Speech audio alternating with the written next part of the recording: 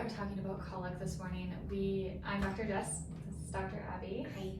We just wanted to start with describing what colic means. So colic means crying for more than 3 hours a day, more than 3 days in 1 week, and more than 3 weeks in an otherwise healthy or growing healthy baby. Yeah. So that is kind of what we describe as colic, and we find tightness in their little bodies, that they're kind of uncomfortable in their bodies trying to figure everything out, so then they're expressing that feeling in crying, because obviously babies can't talk to us yet. They can't tell us what's going on, and so they express that by crying.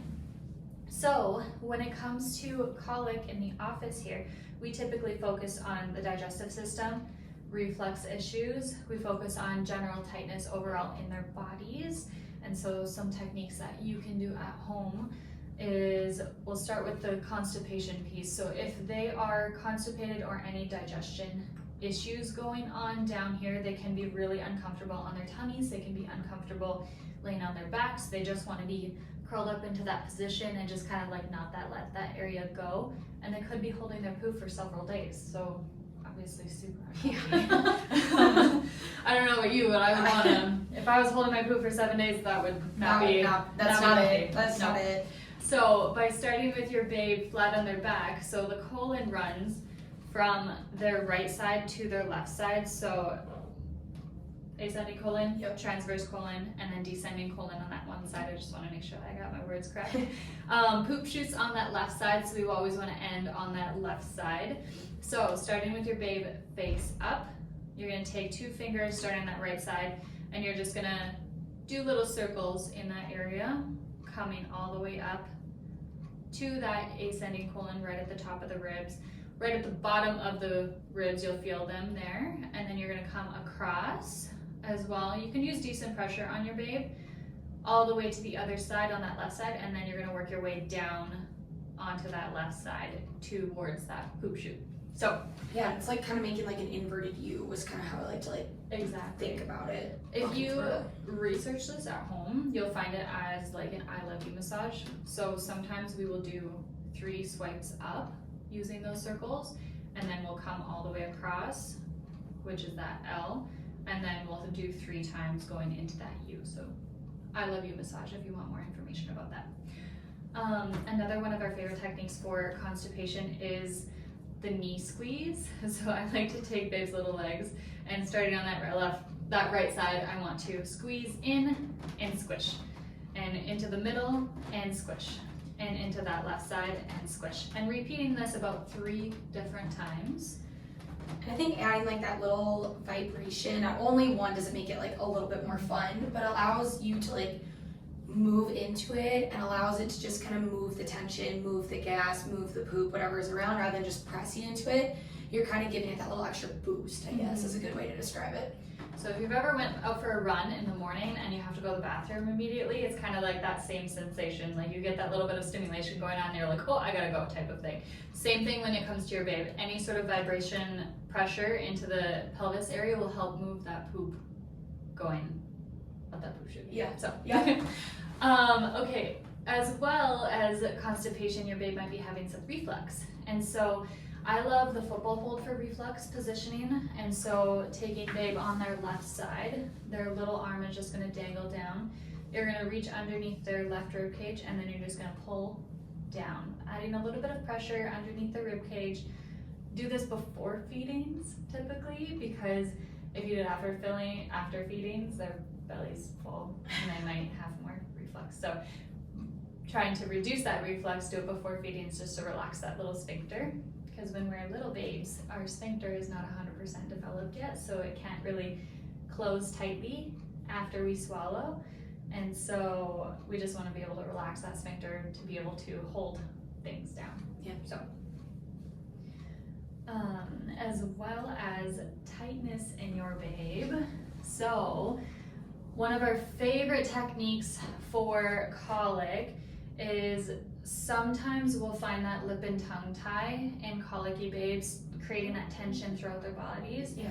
And so in office here, we do craniosacral therapy, which is working gently with the sutures of the skull. We have a video on it, so I'll link that. But one of our favorite techniques to reduce any sort of tension that's going on the underside of the jaw, the throat, into the diaphragm, into the front of the tummy, and just to relax that area is Guppy Pose. And so depending on the size of your babe, if your babe is just an itty bitty guy, then you can definitely hold your babe with their legs up like so. But if they're on the longer side, then I like this position with their babe onto the side so that you can have a little bit more control over their full body, and then they won't kick you in the stomach and like kind of like almost shoot themselves, but they won't move because they're teeny. But so you don't get a little bit of bruise or pressure, discomfort. Yeah. So having your babe on their side of your legs like so, supporting their little head, you're just gonna basically gently let them fall back. And so eventually you'll get that positioning where their little head, I'm forcing the baby's head down here because it's a doll. And so you'll get them to relax into this area and just kind of like, they'll almost be like that positioning there. That'll help release any tension throughout the front of their bodies. And this is something you would also want to do before feeding. Yeah. Yeah, exactly. So make sure before feeding, it's just because we don't want them upside down. So again, slowly let them lower down and then let them lengthen out through here. Hold it for like 5 seconds. You don't have to be here for long. And then gently bring them back up by supporting their head. And you can kind of go back into this position a couple different times. I'm sure if you have older children around the 2, 3, 4, 5 age, they love being upside down. Like they love it when dads hold them by the legs and kind of be upside down. If you have nieces and nephews, they absolutely love it. That is kind of the same thing what we're doing with babes. We're decreasing any compression, any tension in the area, and it's fun for them too, but we just make sure that we gotta be supported with that. And the way, I mean, we're also stimulating. I think we do have one more exercise with kind of talking about the parasympathetics. Mm-hmm. The parasympathetics is the rest and digest. It's what allows the body to go out of that fight mode and allow yourself to digest your food, to get rid of food, to go to sleep at night. So all these techniques, we're really focusing on the head, the top side, and the bottom side by our sacrum, because that's where those nerves are coming out. So if we can stimulate those, we can also help all the nerves going to the body to kind of encourage that rest and digest part of our system. Exactly. And so when it comes to in-office treatments, we will specifically focus on the back of the neck, like Abby just said, as well as the little booty in this area here, because those parasympathetic nervous system goes directly to this area. And so we kind of do it a couple different ways. With little young babes throughout their first year of life, we typically just do sustained pressure, like vibratory pressure. So if we're working on your neck, we'll have your babe face up, and we're literally just gonna be doing like a little bit of pressure here. It's like the pressure testing an avocado or a tomato in the grocery store. So it's super gentle, super light. We might do a little bit of range of motion with them and just do like fun range of motions. Usually babies are just sleeping the entire time or they're giggling because we're making such funny faces at them. And so we're just doing vibratory pressure in that area as well as on their little booty in this area.